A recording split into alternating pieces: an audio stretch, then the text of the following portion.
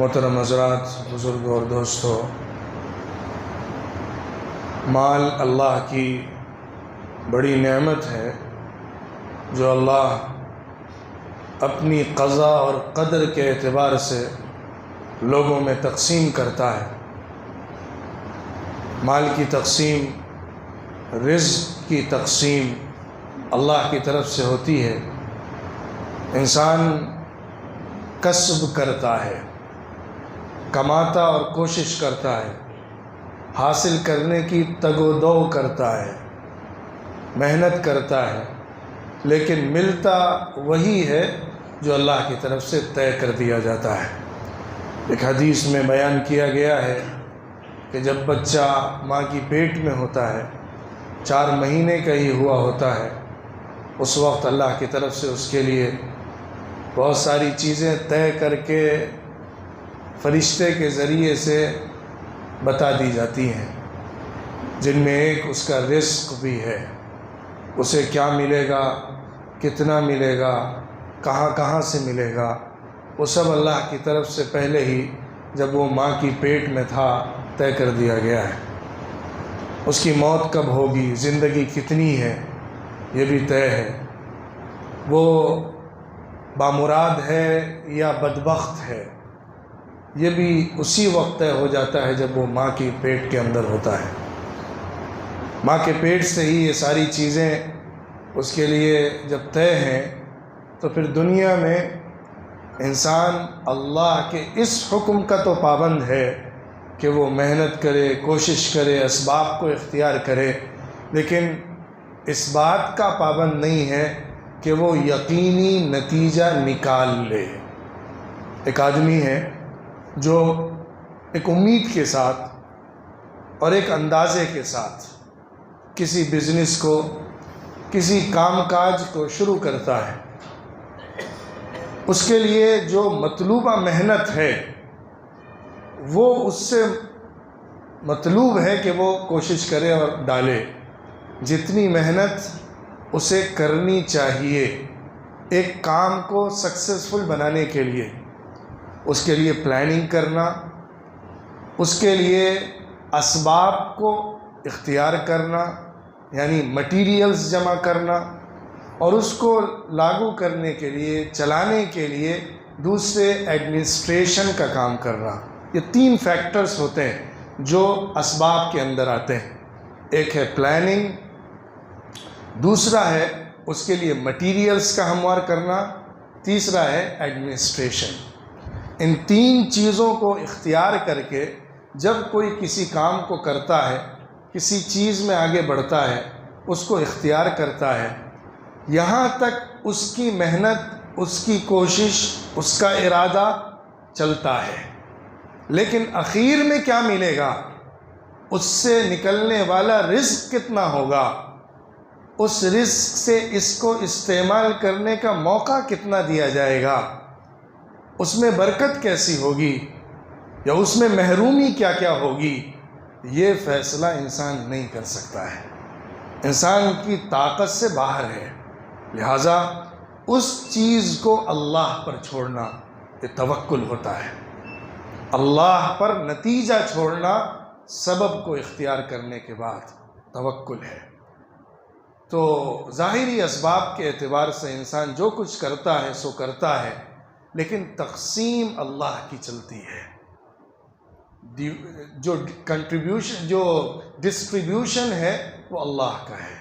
اللہ نے قرآن میں بہت واضح اس حقیقت کو بیان کیا ہے، نحن قسمنا بینہم معیشتہم فی الحیات الدنیا ورفعنا بعضهم فوق بعض درجات لیتخذ بعضهم بعضا سخریا۔ ہم ہی ہیں جس نے لوگوں کے درمیان ان کے سامان زندگی کو بانٹا ہے۔ دنیا کی زندگی کے اندر، دنیا کی زندگی میں جو جینے کے لیے ضروری سامان ہوتے ہیں، ان کی تقسیم اللہ کہتا ہے ہم نے لوگوں کے لیے کی ہے، اور ہم نے لوگوں میں الگ الگ درجے بنائے ہیں، لیولز رکھے ہیں، لوگوں میں ڈفرینس رکھا ہے، کسی کو زیادہ مالدار بنایا ہے، کسی کو غریب بنایا ہے، کسی کو درمیانی رکھا ہے، کسی کو بہت دیا ہے، کسی کو بالکل نہیں دیا ہے، کسی کو تھوڑا دیا ہے، کسی کو زیادہ دیا ہے، یہ سارا کا سارا اللہ کہتا ہے کہ ہم نے کیا ہے۔ آپ اندازہ لگائیے اور تھوڑا اپنے سراؤنڈنگ میں غور کرنا شروع کریے۔ کیا کوئی کھڑے ہو کر یہ دعویٰ کر سکتا ہے کہ صرف اور صرف میرے ہاتھ نے مجھے کما کر دیا ہے؟ کسی کی یہ ہمت نہیں ہے کہ وہ یہ دعویٰ کر سکے، اور جنہوں نے دعویٰ کیا ہے وہ منہ کی کھا چکے ہیں، تاریخ اس کو لکھتی ہے۔ شداد ہو، قارون ہو، اور اس جیسے کتنے نام تاریخ میں ہوں گے جو دفن ہو گئے، دعویٰ کر بیٹھے کہ میرے ہاتھ کی کمائی میرے ہاتھ میں ہے، جو کچھ لیا ہے وہ میں نے لیا ہے، میں نے اپنی قسمت اپنے ہاتھ سے لکھی ہے اور کمایا ہے۔ اللہ نے ان سے جس طرح سے مال چھینا ہے اور جیسا ان کو محروم کیا ہے، وہ قیامت تک آنے والے لوگوں کے لیے درس عبرت ہے۔ اللہ یہ چاہتا ہے کہ بندہ یہ مانے، اور ماننا پڑے گا اسے، کہ میرے پاس جو کچھ ہے، مجھے جو کچھ ملا ہے، اس میں میری محنت شامل تو رہی ہے، لیکن اس کے ملنے میں اللہ کا فیصلہ رہا ہے، اللہ کی قدر رہی ہے، اللہ کی تقسیم رہی ہے، اللہ کا ارادہ رہا ہے، اللہ کی منشا رہی ہے۔ یہ ہے وہ صحیح ایمان جو ہمیں مال کے حوالے سے رکھنا چاہیے۔ اسی بنیاد پر ایک اور حقیقت کو سمجھیے۔ اللہ رب العزت قرآن پاک میں بار بار اس بات کو دہراتا ہے، نحن رزقناہم، ہم نے ان کو رزق دیا ہے، تم نے کمایا ہے لیکن رزق اللہ نے دیا ہے۔ ان دو لفظوں کو اگر ہم سمجھ گئے تو بہت حد تک اس ٹاپک کو سمجھ سکتے ہیں۔ ایک لفظ ہے کسب یا اکتساب، دوسرا لفظ ہے رزق یا قدر۔ ہماری طرف سے جو ہوتا ہے وہ کسب و اکتساب ہوتا ہے۔ کسب کہتے ہیں ہاتھ پیر مار کر کچھ حاصل کرنے کی کوشش کرنا، تگ و دو کرنا، محنت لگانا، کسی چیز کو لینے کے لیے دوڑنا، اسٹرگل کرنا، یہ کسب و اکتساب ہے۔ اسے طے کرنا جو ملنا ہے، اسے عطا کرنا جو نصیب ہونا ہے، یہ رزق اور قدر کہلاتا ہے۔ یہ کام اللہ کا ہے۔ کیا ملے گا، کیا طے ہوگا، کتنا حاصل ہوگا، یہ اللہ کا کام ہے۔ کیسے حاصل کرنے کی کوشش کرنا ہے، یہ ہمارا کام ہے۔ جب یہ دونوں چیزیں ہوتی ہیں تبھی انسان کے پاس چیز ملتی ہے اور نصیب ہوتی ہے۔ اس حقیقت کو جاننے کے بعد، کسب و اکتساب اور رزق و قدر کو جاننے کے بعد، جو اصل موضوع ہے آج کی گفتگو کا، وہ خرچ کرنے کے حوالے سے ہے۔ مال کے بارے میں ہمارا تصور کیا ہے میں نے بیان کیا، اس کے بارے میں ہمارا یقین کیسا ہے قرآن کے حوالے سے میں نے آپ کے سامنے رکھا۔ اب اگلا موضوع یہ ہے اس کو خرچ کیسے کرنا ہے، کہاں خرچ کرنا ہے، کیا ذمہ داری ہے۔ مال کے بارے میں ایک بڑے نقطے کی بات میں بتاتا ہوں۔ ایک ہوتا ہے گفٹ، ہدیہ، تحفہ۔ جب وہ کسی کو دیا جاتا ہے تو مکمل اس کو مالک بنا دیا جاتا ہے، پھر وہ جیسا چاہے اس کو استعمال کرے، اسے پھینک دے، کسی اور کو دے دے، یہ اس کا ہے، یہ اس کو دے دیا گیا ہے۔ جو آدمی کسی کو گفٹ کرتا ہے وہ اس کو اس کا مالک بنا دیتا ہے مکمل طور پر۔ وہ جیسا چاہے اس کو استعمال کرے، جہاں چاہے خرچ کرے، چاہے تو ضائع کر دے یا کسی کو دے دے، یہ سارے اختیارات اس کے پاس ہوتے ہیں۔ دوسرا یہ ہوتا ہے کہ ہم کسی کو مالک تو نہ بنائیں لیکن اس کو استعمال کرنے کے لیے دیں، کہ تم اس کو استعمال کر سکتے ہو، رینٹل پرپس کے ساتھ دیں یا محض اس کو یوز کرنے کے لیے دیں، عاریت کے طور پر، اس کو اصطلاح میں عاریت کہتے ہیں۔ کسی کو کوئی سامان دینا کہ وہ کچھ دیر استعمال کر کے واپس کر دے گا، ایک یہ ہوتا ہے۔ یہ دونوں چیزیں دو کنارے ہیں۔ اللہ کے ساتھ ہمارا جو معاملہ ہے مال کے اندر، وہ ان دونوں کے بیچ کا ہے۔ کس طرح سے؟ اللہ رب العزت نے گفٹ تو دیا ہے لیکن ایبسولوٹ اتھارٹی نہیں دے دی ہے، یا ہمیں مکمل طور پر اس میں کچھ بھی کر گزرنے کا حق نہیں دیا ہے۔ مال تو دیا ہے، گفٹ کیا ہے، تحفہ دیا ہے۔ دوسری طرف اللہ نے یہ بھی نہیں کہا ہے کہ تم بس تھوڑی دیر استعمال کر کے مجھے لوٹا دینا، پورا کا پورا واپس کر دینا، اس کا بھی مطالبہ اللہ نے نہیں کیا ہے۔ تمہیں مالک بنایا ہے، دے کر مالک بنایا ہے، لیکن اس کے استعمال کے اصول دیے ہیں۔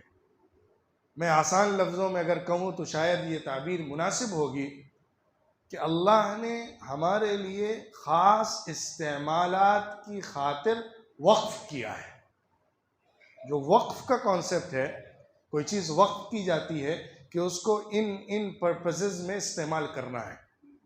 اللہ رب العزت نے ہمیں مال دیا، اسے ہمیں خرچ کرنے کی صلاحیت دی، اس پر ہمیں اونرشپ دی، قدرت دی، لیکن یہ اصول بتایا کہ تمہیں ان جگہوں پر ہی استعمال کرنا ہے اور ان جگہوں سے بچنا ہے۔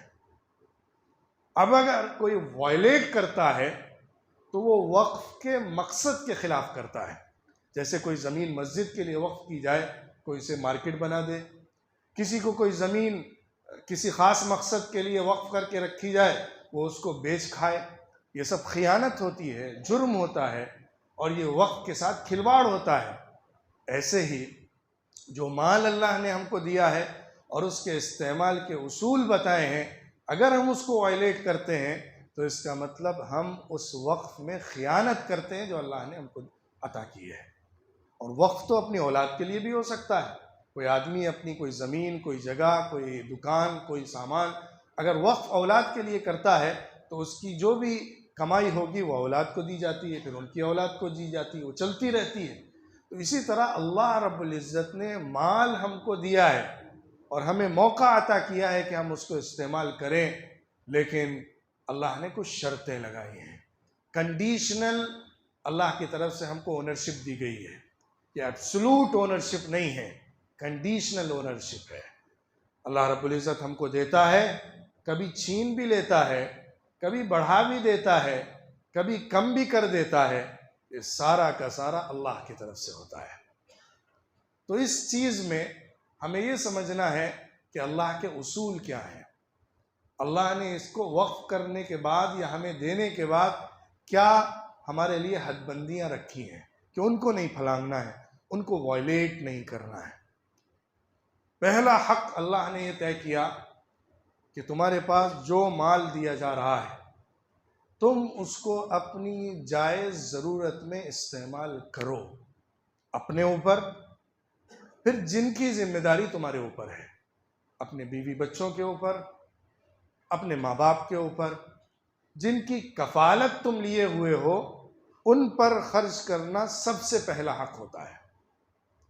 انسان کے پاس جتنا مال ہے، جو کچھ بھی ہے، اسے خرچ کرنا چاہیے سب سے پہلے اپنے اوپر، اپنے بیوی بچوں کے اوپر، اور اپنے ان لوگوں کے اوپر جن کی ذمہ داری اس کے پاس ہے۔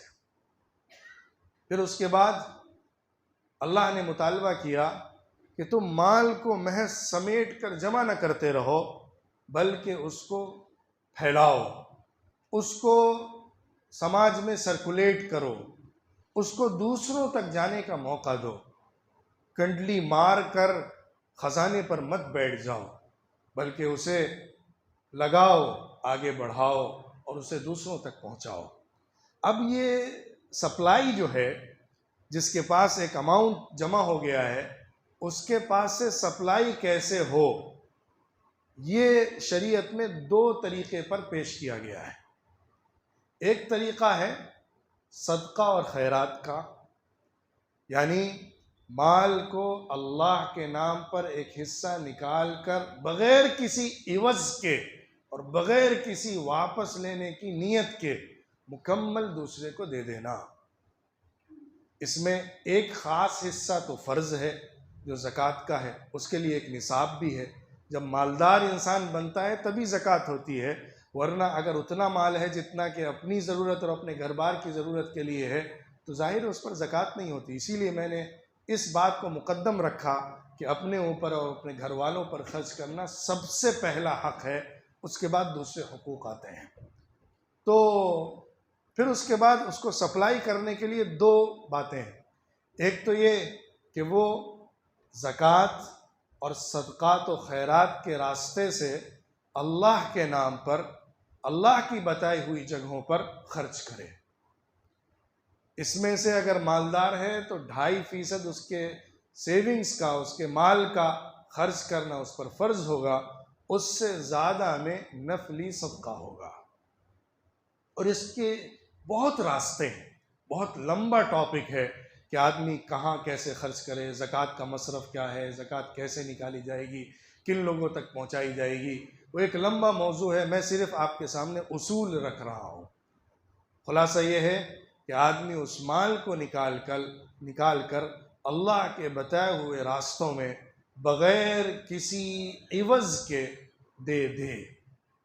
پھر اس کے بعد جہاں بھی ضرورت محسوس کرے اللہ کے بندوں کی، چاہے وہ یتیم ہوں، چاہے وہ مسکین ہوں، چاہے وہ مسافر ہوں، چاہے وہ اجنبی ہوں، چاہے وہ فقیر و قلاش ہوں، چاہے وہ بیوہ ہوں، جو اللہ نے بتائے ہیں اللہ کے راستے میں جو لوگ ہوں، ان سب کے اوپر خرچ کر کے دیا جائے اپنی استطاعت کے مطابق۔ جتنا قریب کا ہے اور جتنا ہم سے منسلک ہے اتنا زیادہ اس کا خیال کر کے اس کو صدقہ اور خیرات میں سے مال دینا، یہ ایک فرض ہوا یا ایک حصہ ہوا۔ دوسرا حصہ ہوتا ہے کہ ہم اپنے مال کو جو ہم نے جمع کیا ہوا ہے یا ہمارے پاس خزانہ رکھا ہوا ہے اس کو اس طور پر سپلائی کریں کہ جس میں ہمیں واپس لینے کا ارادہ ہو، عوض لینے کا مقصد ہو اور اس سے کمانے کی نیت ہو۔ وہ بھی اسلام کا مطلوب عمل ہے، اس کو کہتے ہیں انویسٹمنٹ، مالیات کا معاملہ، معاملات کی قبیل کی چیز کہ ہم اپنے مال کو لگائیں تاکہ ہمیں پلٹ کر واپس بھی ملے، بڑھ کر ملے، منافع کے ساتھ ملے۔ اس کے لیے بھی شریعت میں تفصیلی اصول ہیں، احکامات ہیں کہ تمہیں معاملہ کرنا ہے، تجارت کرنا ہے، بیع کرنا ہے، ڈیلنگز کرنا ہے، کیسے کرنا ہے، اس کے لیے کیا اصول ہوں گے۔ اب اس میں بھی انسان ثواب کی نیت رکھ سکتا ہے۔ کیسے؟ ایک آدمی کی نیت ہے کہ میں کوئی کاروبار شروع کرنا چاہتا ہوں لیکن میرے پاس ٹائم نہیں ہے، میں ان لوگوں کو ہائر کروں گا جو ضرورت مند ہیں، جن کے پاس کاروبار نہیں ہے، جن کے پاس جاب نہیں ہے، جو ان امپلائڈ ہیں، ان کے لیے میں کچھ راستے کھولوں گا۔ اس مقصد سے اگر وہ کوئی کاروبار شروع کرتا ہے، وہ صدقے کی نیت نہیں ہے مکمل طور پہ کسی کو دے کر مال اپنے پاس سے نکال دینا، بلکہ مقصد یہ ہے کہ میں اس کو لگا رہا ہوں لوگوں کی مدد کی نیت کے ساتھ، لیکن اس کو بزنس اور تجارت کے مقصد سے انویسٹ کر رہا ہوں تاکہ واپس لے سکوں۔ تو اس میں صدقے کا بھی ثواب ہوگا، دوسروں کی مدد کا بھی ثواب ہوگا اور تجارت بھی حاصل ہو جائے گی۔ تو ان چیزوں کو آپ دیکھیں گے تو دو خانوں میں رکھ کر سمجھیں گے، ایک ہے مکمل صدقہ اور خیرات، دوسرا ہے اللہ کے اصولوں کے مطابق انویسٹمنٹ۔ اللہ نے مال کو خرچ کرنے کے لیے دونوں کے اصول دیے ہیں۔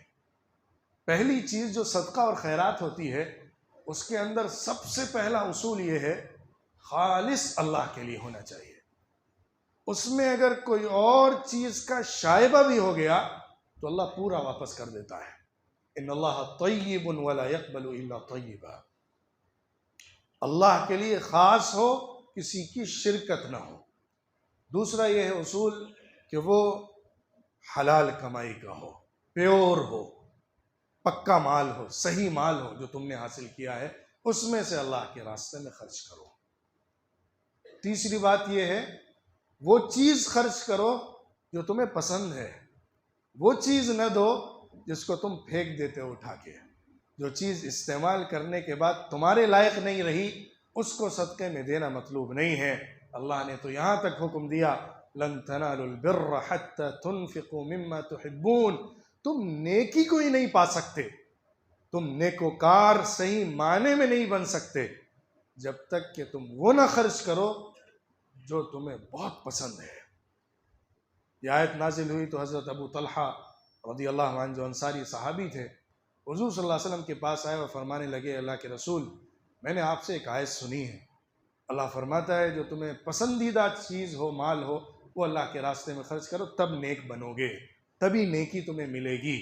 اللہ کے رسول، میری پراپرٹیز ہیں، میرے پاس زمینیں اور جائیداد ہے، باغات ہیں کھجور کے، ان میں سب سے زیادہ پسند مجھے جو باغ ہے وہ بیروحا کا باغ ہے، جو مسجد نبوی کے بالکل قریب ہے، اس کا لوکیشن پرائم لوکیشن ہے، اس کی پیداوار بہترین پیداوار ہے، اور وہ میرے لیے سب سے قیمتی مال ہے۔ اے اللہ کے رسول، میں آپ کے حوالے کرتا ہوں، آپ جیسے چاہیں اسے خرچ کر دے، اللہ نے ہم سے محبوب مانگا ہے تو میں اپنا سب سے محبوب مال آپ کی خدمت میں پیش کرتا ہوں۔ تو حضور صلی اللہ علیہ وسلم نے بڑی خوشی کا اظہار کیا اور ان کے لیے خوشخبری بھی سنائی۔ پھر فرمایا، دیکھو تم نے جیسا کہ کہا اسے قبول کر لیا میں نے، اب تم اسے اپنے خاندان کے لوگوں کے لیے وقف کر دو، ان کو دے دو، اپنے خاندان کے افراد کو دے دو، یہی تمہارے لیے صدقہ ہو جائے گا اور تمہارے اس عمل کو قبول کر لیا جائے گا۔ حضور صلی اللہ علیہ وسلم نے لے کر اپنے طور پر خرچ نہیں کیا، بلکہ ان کے اس قیمتی مال کو انہی کے ذریعے سے انہی کے خاندان کے لوگوں میں خرچ کروا دیا کہ جس کے ذریعے سے وہ پراپرٹی یا وہ مال انہی کے لوگوں میں بٹ گیا اور ان کو بہترین نیکی کا ثواب حاصل ہو گیا۔ تو نیکی کے لیے محبوب ترین مال کا خرچ کرنا۔ اب اس کے بعد اگلی بات یہ ہے جو خرچ کرنے کے بعد سے تعلق رکھتی ہے، جس کو مال دیا جائے اس کے ساتھ احسان کا رویہ رکھا جائے، اس کے ساتھ احسان نہ جتلایا جائے۔ اللہ نے اس پر بڑی سخت بات فرمائی ہے، جو کسی کو دے کر اپنے کو بڑا سمجھتے ہوئے اسے ذلیل کرتا ہے کسی طریقے پر بھی، کہیں بھی، تو اس کا پورا صدقہ برباد ہو جاتا ہے۔ یا ایھا الذین آمنوا لا تبطلوا صدقاتکم بالمن والاذی، ایمان والوں تم اپنے صدقے کو احسان جتا کر، جو تم نے احسان کیا اسے دوسروں کے سامنے بیان کر کے برباد نہ کرو۔ دوسری چیز، تکلیف دے کر۔ کبھی کبھی ہوتا کیا ہے کہ آدمی کسی پر خرچ کرتا ہے، کسی پر صدقہ کرتا ہے، احسان کرتا ہے، پھر اس کے نتیجے میں بعد میں اس کا ایکسپلائٹیشن کرتا ہے، اس کا استحصال کرتا ہے، اور اپنے اس احسان کا دباؤ بناتا ہے، اس کے اوپر پریشر بناتا ہے، کیونکہ میں نے تمہارے ساتھ ایسا کیا تھا، اب تمہیں میرے ساتھ ایسا کرنا پڑے گا۔ جب موقع آتا ہے واپس لینے کا تو وہ سود سمیت واپس لینا چاہتا ہے۔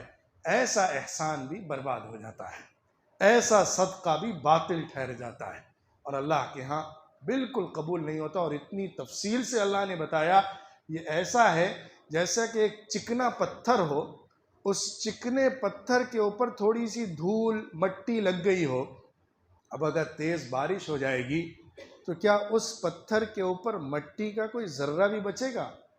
ایسے ہی تم نے جو صدقہ کیا اسے تمہارے احسان جتلانے نے یا تکلیف پہنچانے نے بالکل صاف کر دیا، زیرو کر دیا، بلکہ اور زیادہ گناہ کا ذریعہ بن گیا۔ اس سے بہتر تو یہ تھا کہ تم اچھی بات ہی کر دیتے۔ اللہ نے فرمایا، قول معروف، بہتر بات کر دینا، خیر من صدقۃ یتبعها اذی، اس صدقے سے افضل ہے کہ جس کے بعد تکلیف پہنچائی جائے، جس کے بعد دباؤ بنا کر اس کو اذیت دی جائے۔ اس سے بہتر ہے کہ تم اچھا بول دیتے، وہ کافی تھا۔ تو یہ کچھ اصول ہیں بہت بنیادی جو میں نے آپ کے سامنے خرچ کرنے کے حوالے سے رکھے۔ اس کے بعد جو ہم مال لگاتے ہیں اپنی تجارت کے لیے، مال لگاتے ہیں انویسٹمنٹ کے مقصد سے، مال لگاتے ہیں عوض لینے کے لیے۔ یہاں جو پہلا والا تھا اس میں کوئی بدلہ نہیں ہے، اس میں کچھ بھی انسانوں سے مانگنا نہیں ہے، وہ صرف اور صرف اللہ کے لیے ہے اور بدلہ بھی اللہ ہی سے لینا ہے۔ دوسری چیز جو ہے، جو ہماری تجارت ہوتی ہے، ہمارے معاملات ہوتے ہیں، ڈیلنگز ہوتی ہیں، اس کے اندر اللہ نے حلال کے راستے رکھے ہوئے ہیں۔ اس کے مطابق ہی لگایا جائے گا اور اس کے مطابق ہی لیا جائے گا۔ سود کا جو معاملہ ہے، انٹرسٹ یا ربا کا جو معاملہ ہے، اس کے اندر ہوتا یہ ہے کہ انسان مال لگاتا ہے لیکن دوسرے کا حق چھین کر لیتا ہے۔ وہ خرچ تو کرتا ہے، دوسرے کو دیتا تو ہے، ضرورت کے وقت اس کو لون کی ضرورت ہے، اس کو قرض کی ضرورت ہے، اس وقت وہ اس کو دیتا ہے، لیکن اس کی تکلیف یا اس کی مشکلات سے مکمل الگ ہو کر محض بڑھ کر لینا چاہتا ہے۔ انویسٹمنٹ یہ ہے اسلام کا کہ تم کسی کو بھی دو، کسی کام میں بھی لگاؤ، کسی تجارت میں صرف کرو، کسی کے ساتھ کچھ بھی ڈیل کرو، لیکن پروفٹ اینڈ لاس میں برابر کے شریک بنو۔ اگر وہ ختم ہو گیا، اگر وہ اپنے بزنس کو نہیں سنبھال سکا، اگر وہ قلاش ہو گیا، اگر اس کا مال ختم ہو گیا، تو وہ تکلیف تم بھی برداشت کرنا۔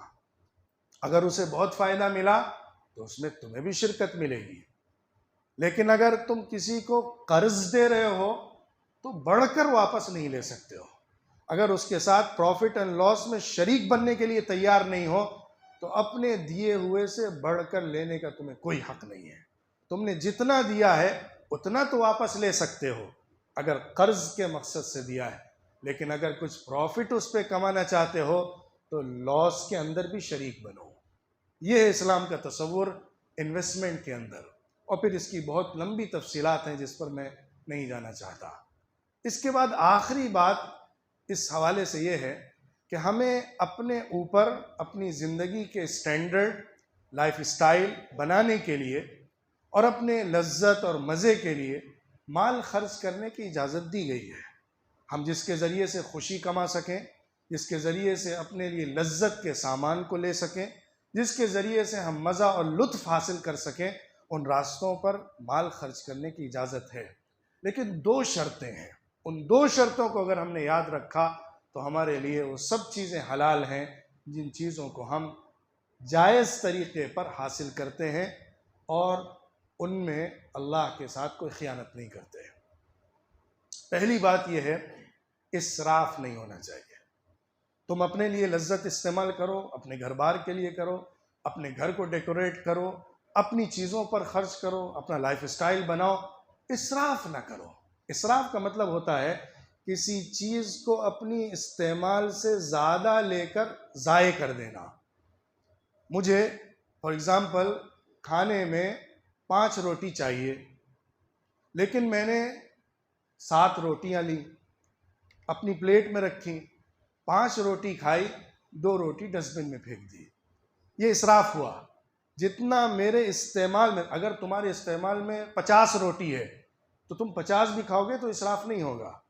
دوسرے کے لیے 7 روٹی اسراف ہیں، لیکن پہلے آدمی کے لیے، دوسرے آدمی کے لیے 50 روٹی بھی اسراف نہیں ہے۔ اصول یہ ہے، جتنا تم کنزیوم کرتے ہو، جتنا تم استعمال کرتے ہو، اس استعمال کے بقدر لو، اس سے زیادہ چیز لے کر ضائع نہ کرو جو تمہارے یوز میں نہ آئے۔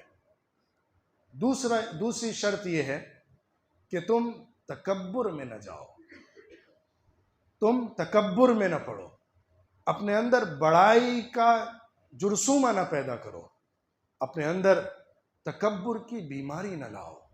تمہیں جتنا بھی ملا ہو، تم جتنی اونچی کرسی اور گدی پر بیٹھے ہو، اس کے باوجود بھی تمہیں زمین نظر آنی چاہیے۔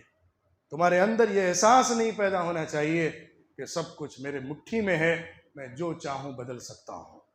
تکبر سے بچنا اور احساس برتری سے بچنا، ان 2 چیزوں کو اگر تم کر رہے ہو تو تم اپنی لذت میں، اپنے مزے میں، اپنے سٹینڈرڈ میں، اپنے لائف سٹائل میں جو خرچ کر رہے ہو وہ جائز ہے۔